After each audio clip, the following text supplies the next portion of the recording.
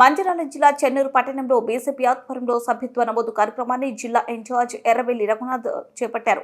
మండలాల నుండి గ్రామాల వరకు పెద్ద ఎత్తున సభ్యత్వ నమోదు కార్యక్రమాన్ని ముందుకు తీసుకువెళ్లాల్సిన అవసరం ప్రతి కార్యకర్తలపై ఉందన్నారు.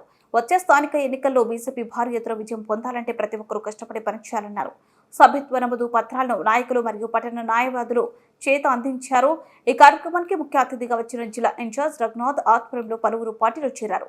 అనంతరం చెన్నూరు అసెంబ్లీ నియోజకవర్గం ఎంతో వెనుకబడిన ప్రాంతమని దానికి స్థానిక ఎమ్మెల్యే అభివృద్ధి కోసం పనిచేయాలని మంత్రి పదవుల కోసం పంచాయతీలో పెట్టుకున్నారని ధ్వజమెత్తారు. ఇకనైనా నియోజకవర్గ ప్రజలకు పంట నష్టం మరియు షరతులు లేని రుణమాఫీ చేసి రైతులకు ఇబ్బందులు లేకుండా చూడాలని చెన్నూరు ఎమ్మెల్యే వివేక్ వ్యాఖ్యానించారు.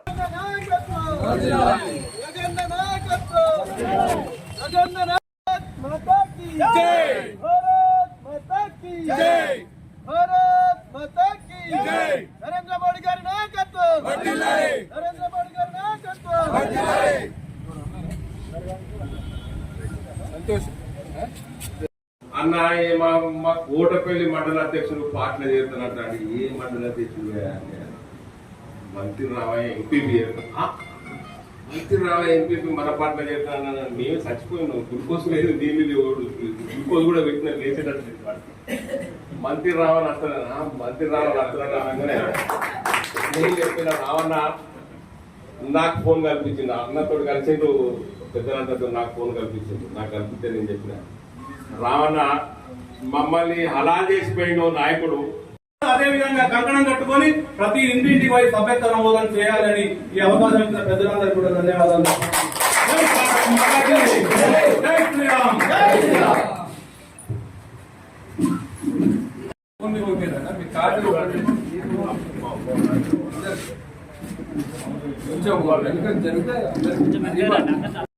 వాస్తవంగా నేను ఎన్నికలు అయినాక అనుకున్న ఒక సంవత్సరం దాకా నేను మాట్లాడద్దు అనుకున్నాను.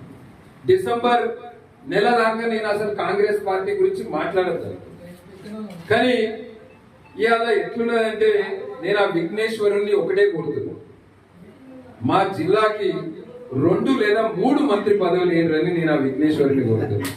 ఎందుకంటే మా జిల్లాలో ఈ మంత్రి పదవుల లొల్లి వలన నాకు వస్తుందా నీకు వస్తుందా, ఈ లొల్లు వలన మా జిల్లాలో అభివృద్ధి అనేది ఆగిపోయింది. మా జిల్లాకి ఉప ముఖ్యమంత్రి కార్యక్రమానికి వస్తే అది రద్దయితుంది. మా జిల్లాకి ఇన్ఛార్జ్ మంత్రి రావాలంటే ఆ కార్యక్రమం రద్దయితుంది. ఎందుకంటే ఈ ఫ్లెక్సీల పంచాయతీ, ఈ కొట్లాట ఇది తొందరగానే పోవాలి. మా జిల్లాకి రేవంత్ రెడ్డి గారిని కోరుతున్నా, 2 అయితే ఖచ్చితంగా ఇయ్యండి సార్. అవకాశం ఉంటే 3 మంత్రి పదవులు కూడా మా జిల్లాకి